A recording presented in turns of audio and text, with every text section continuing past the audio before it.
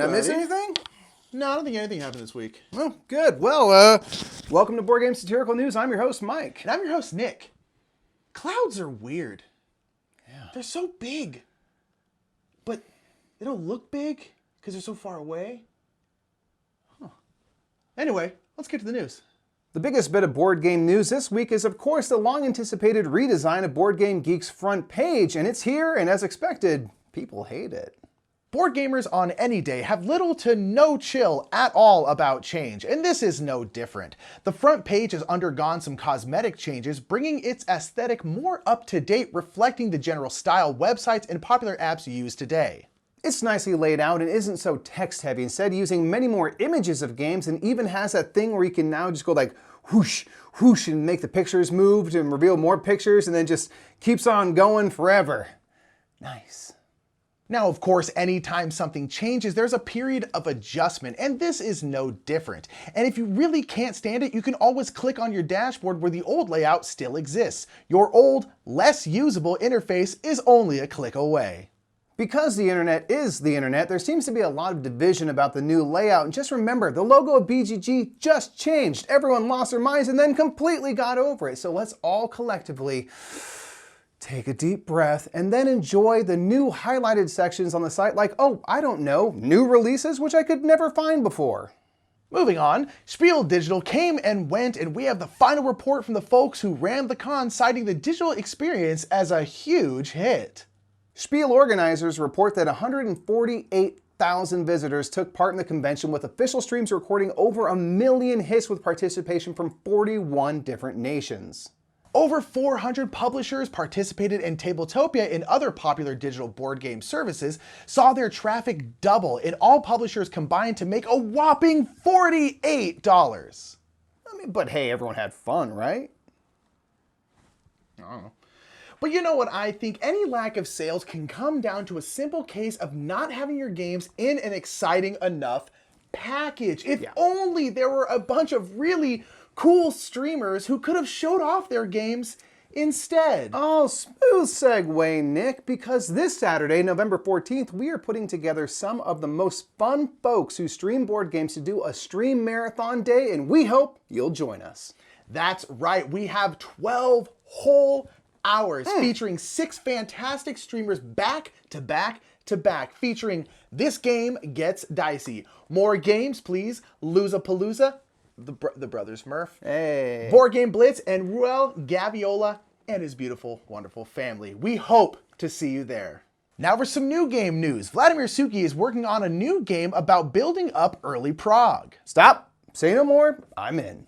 By expanding their wealth and joining in the construction, they gain favor with the king.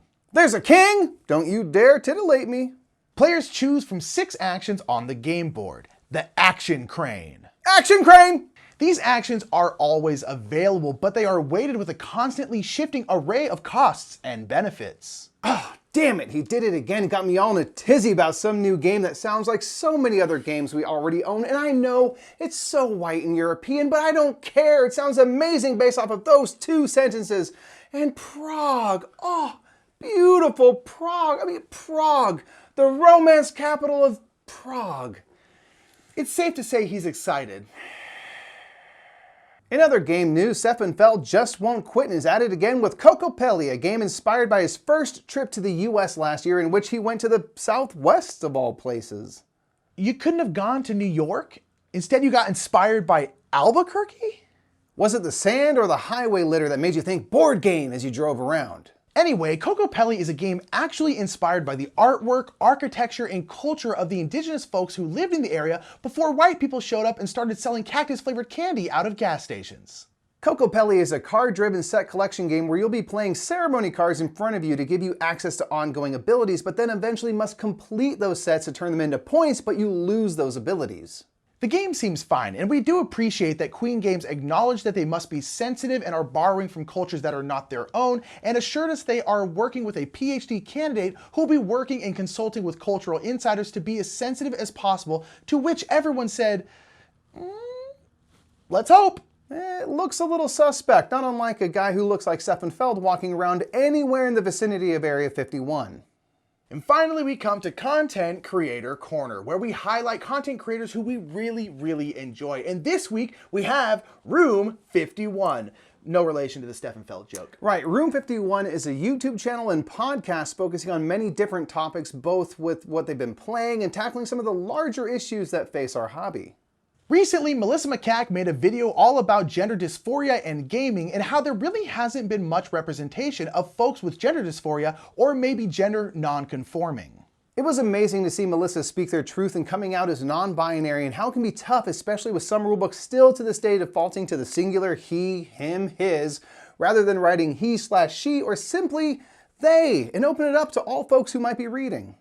Seeing someone unafraid to speak about their journey while challenging our hobby to have even more representation in games is such a healthy, inspiring thing to see. We absolutely recommend you watch Melissa's video here and check out all of Room 51's live streams and videos as they have wonderful energy.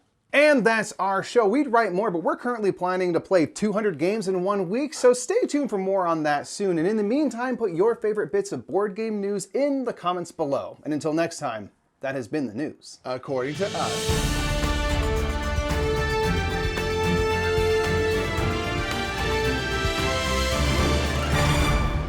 Now for some new game news. Vladimir is it Suki?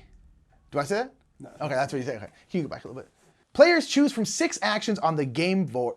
The action. Oh, sorry. Yeah, I thought it would have the action crane. I'm gonna go action crane. The action crane. Okay, go. Shifting. Yeah, I don't know why I can't say this. Yeah, it's not anything. I'm just getting my words. Anyway, Cocopelli is a game actually inspired by the artwork, architecture, and culture of the indigenous folks who lived in the area before we showed up and started selling cactus-flavored candy out of gas stations.